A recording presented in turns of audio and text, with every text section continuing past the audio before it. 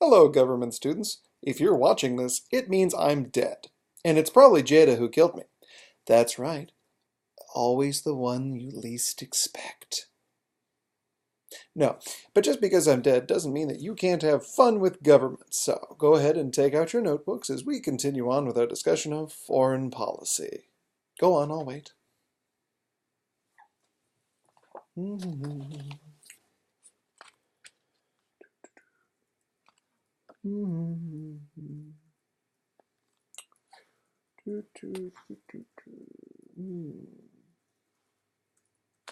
Good? Okay.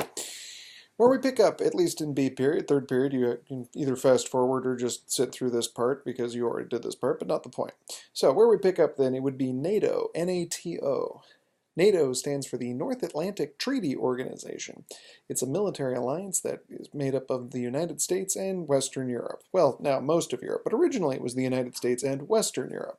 Again, North Atlantic Treaty Organization, military alliance created by the United States and Western Europe. It was created during the Cold War as basically a defense against communism. So the idea being that all the countries of Western Europe would join up with the US, and in case the communists ever invaded, we would stand up and push them back.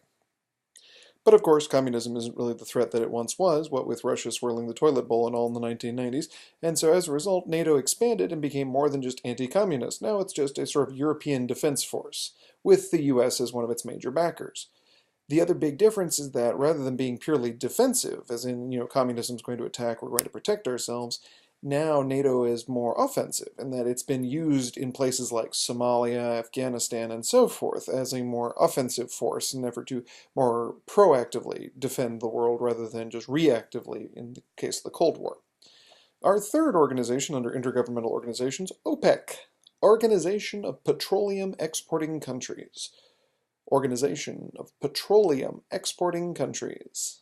One more time. Organization of Petroleum Exporting Countries. OPEC is basically an organization made up of Middle Eastern countries who like to make oil, or petroleum, hence the name.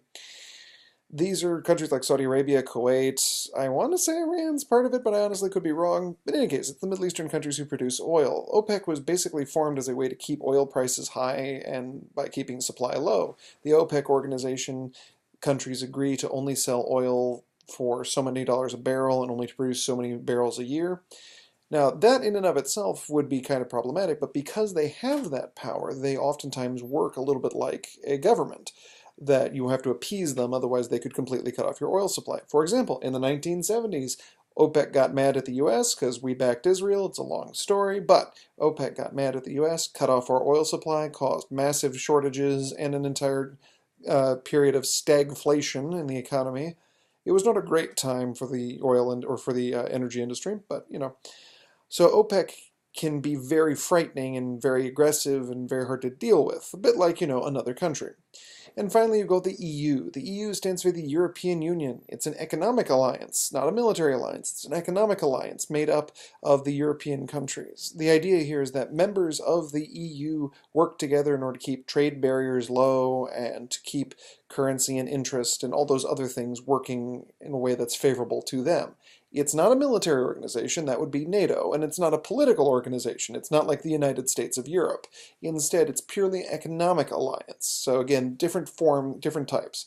What you should know about the UN, NATO, OPEC, and EU is, besides all being really great acronyms, they each are different forms of intergovernmental organization. One's a military alliance, one's a political alliance, one's an economic alliance.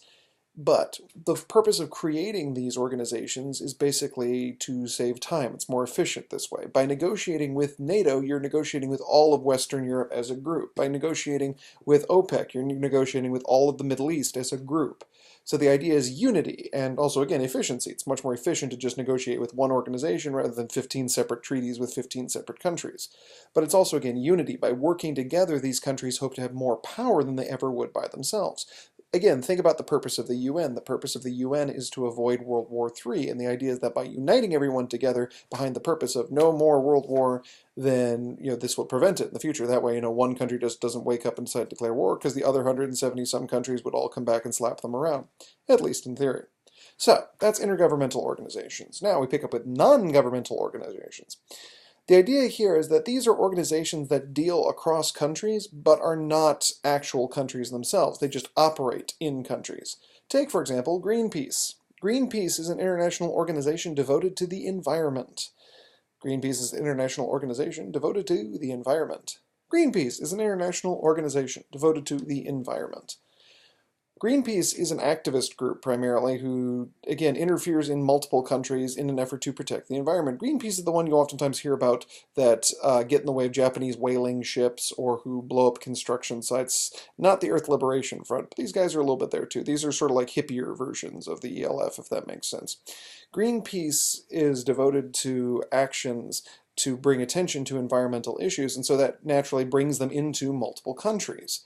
So they're not devoted to just the US or Japan or China or whatever. They frequently interact with multiple countries. And so as a result, we do have to deal with them as a country. And for that matter, we work with other countries to deal with them as well. The next one, the Red Cross. The Red Cross is a humanitarian organization whose job it is to provide relief in areas of disaster, famine, warfare.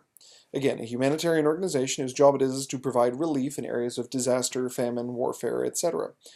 The Red Cross shows up almost any time there is an international crisis, or at least, again, humanitarian in nature. They provide medical equipment, supplies, food, and so forth. The Red Cross, again, is not a government, but it is essentially allowed by governments to exist. The governments all agree to help fund the Red Cross and help to maintain the Red Cross so that when disasters do occur, the Red Cross can come in and help out, at least as best they can. There are instances of the Red Cross being kept out of countries, but for the most part, the Red Cross is allowed in almost anywhere. Like, we don't, well, even if there was, say, like an earthquake in, say, Cuba, we don't really like Cuba, but we would still be okay with the Red Cross going there because, again, their purpose is humanitarian only. They're not really interested in military or economics or anything like that. The last one, Amnesty International. Amnesty International is a human rights organization that attempts to bring attention to issues of human rights. They're a human rights organization that attempt to bring attention to issues regarding human rights. Again, a human rights organization devoted to issues regarding human rights. What that means is Amnesty International is kind of like lawyers. They basically operate in multiple countries in an effort to draw attention to small-scale humanitarian crisis. Let's put it that way. Things like journalists being put in jail, inhumane conditions for prisoners, inhumane conditions for prisoners of war. When Iran was executing homosexuals, that was Amnesty International getting in there. Amnesty International gets on the US about the death penalty. Things like that. Anything that deals with humanitarian issues, again, essentially on a smaller scale with human rights, that's them. If they had existed back in the 1940s, they would have been the ones sounding the alarm about the Holocaust.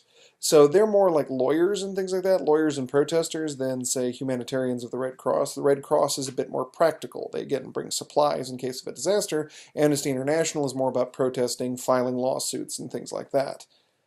So, again, those are non-governmental organizations. The logic here being that, in all cases, these are all groups that are official and that, they have an organization and so forth. They're not just random people declaring themselves leaders, but they operate in multiple countries and across multiple countries. The third one, sovereign nations. A sovereign nation is a country that is legally recognized by the United States. From our point of view, a sovereign nation is a country that is legally recognized by the United States as having its own government and able to be, what's the phrase I'm looking for? Able to be conversed with, communicated with, open relations with. Any of those would work. It's late. You got to excuse me. The idea, again, is sovereign nation. It's a government that we recognize, that we give legal obligation that actually exists, and so forth. Sovereignty means that it runs itself. So that's the difference between a sovereign nation and just a nation. A sovereign nation is one that runs itself. It's not a colony. It's not dependent on someone else. It's not a puppet state. Sovereignty, you'll remember, is part of the power of recognition. That's the president. The president can grant recognition to any country that we want. Recognition must occur before we can open diplomatic relations. Once we grant recognition, it cannot be revoked unless there is a revolution of some sort in the country.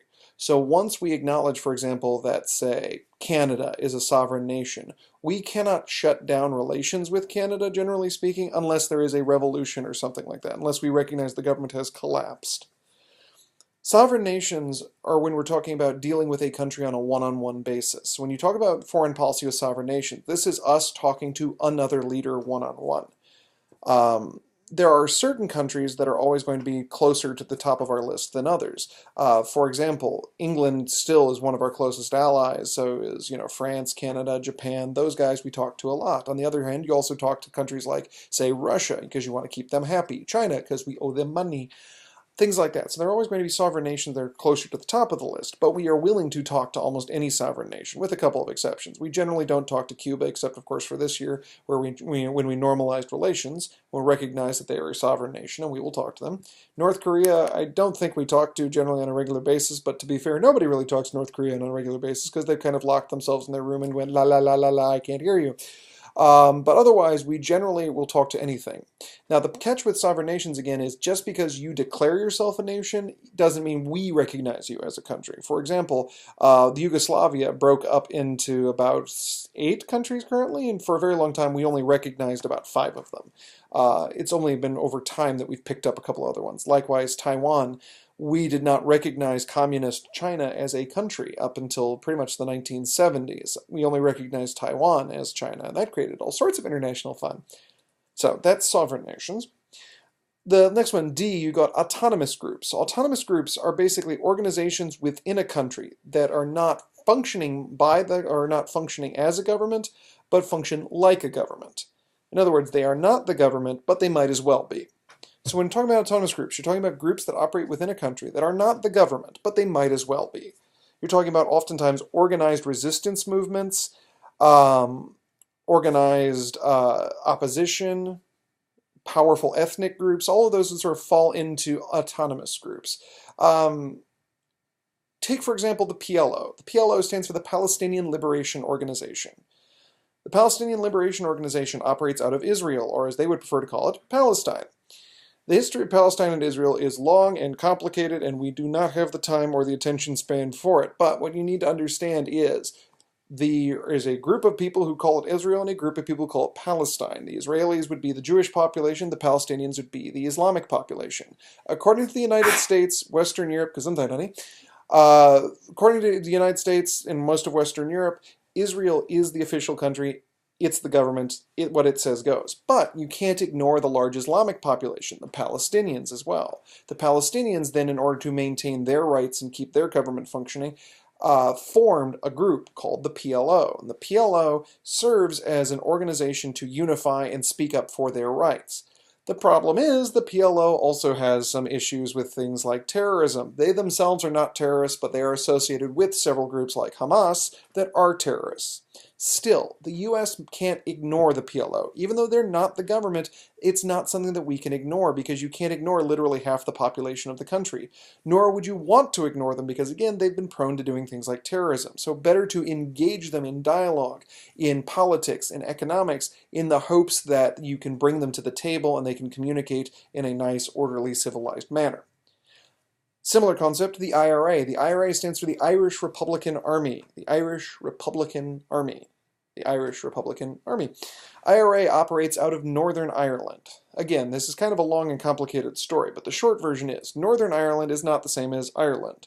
Ireland is a big island. It's predominantly Catholic. It's green clovers, leprechauns. You've probably seen it on television. Northern Ireland is the northern part of the country. It is a separate country. Northern Ireland is controlled by England because when England gave Ireland its independence, it carved out a little section for the Protestant population. That would be Northern Ireland. Now, the IRA works in Northern Ireland for the Catholic minority of Northern Ireland. So they are the Catholics of Northern Ireland, whereas the government of Northern Ireland is predominantly Protestant.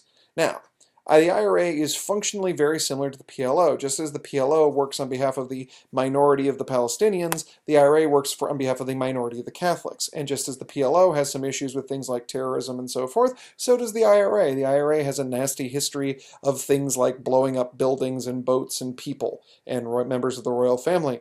But again, just as with the PLO, you can't ignore them.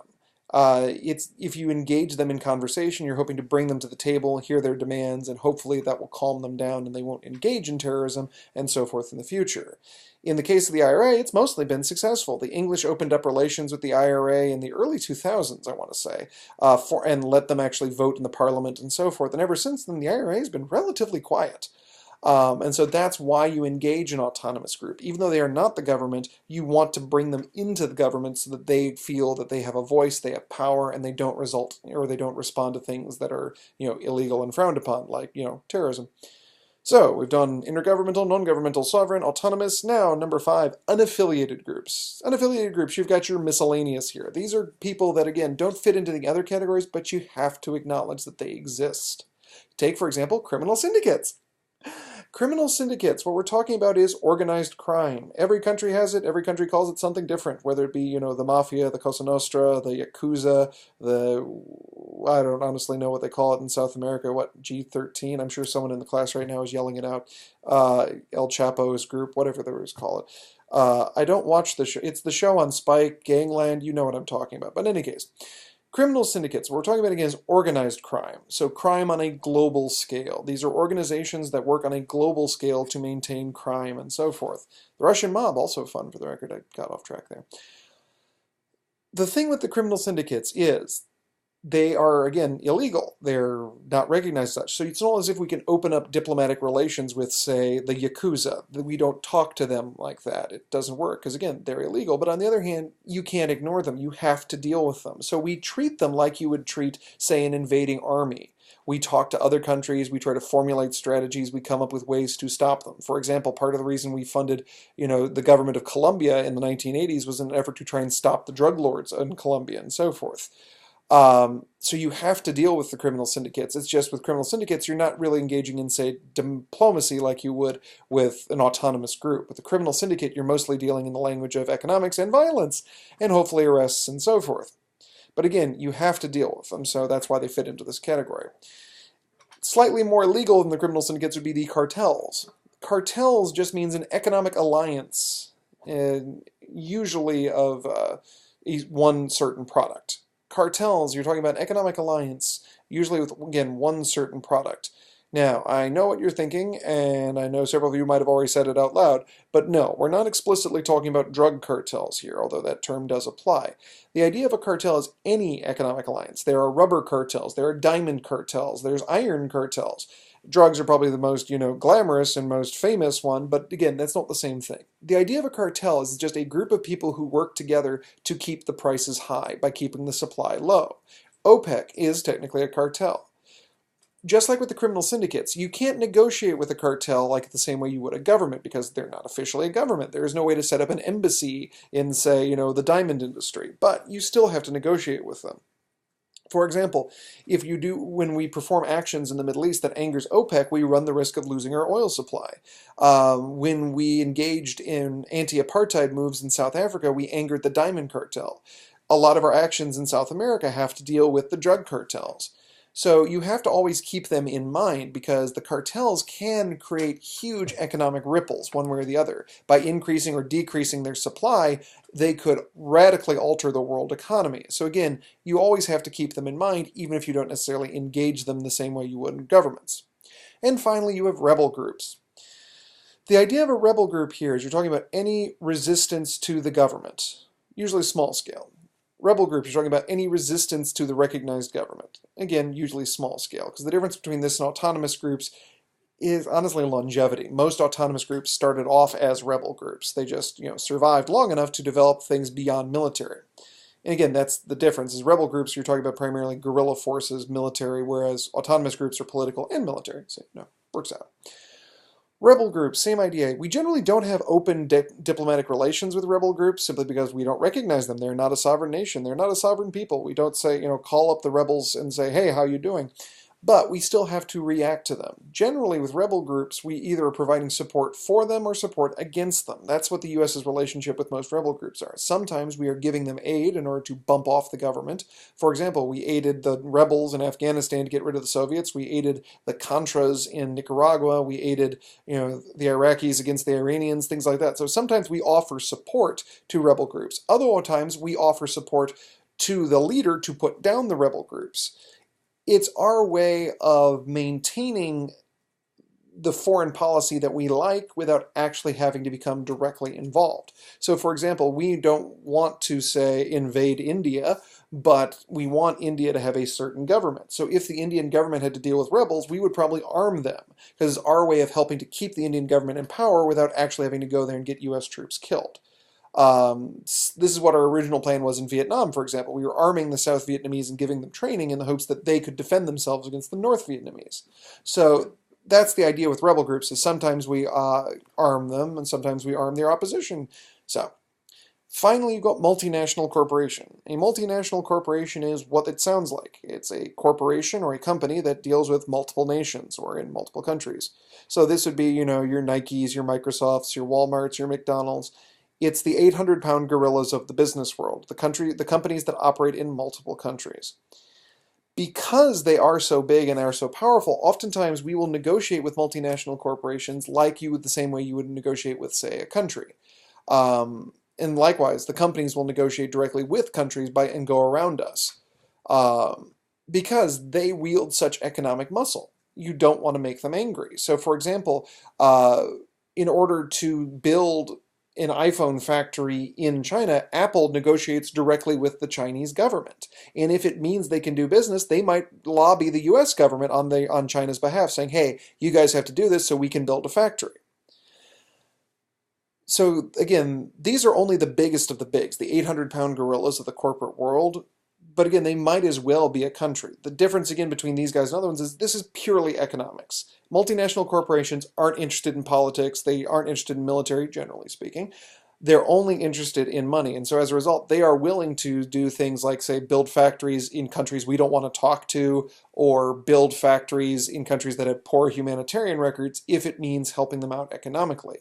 It also helps to explain why, for example, China and the US have much better relations than, say, the US and Russia. Even though China is still a communist country, there's so much power in the multinational corporation, they don't want to lose a market of 1 billion people, that they pressured the US government to try to normalize relations. Whereas with Russia, it wasn't as big of an economic concern, so we didn't really care. So, right, that was a long one, but that got you through Roman numeral 2, who's who on the foreign scene. So, take a few moments, pause, rewind, whatever you need to do, and then we'll move on into Roman numeral 3, a brief history of US foreign policy. Brief.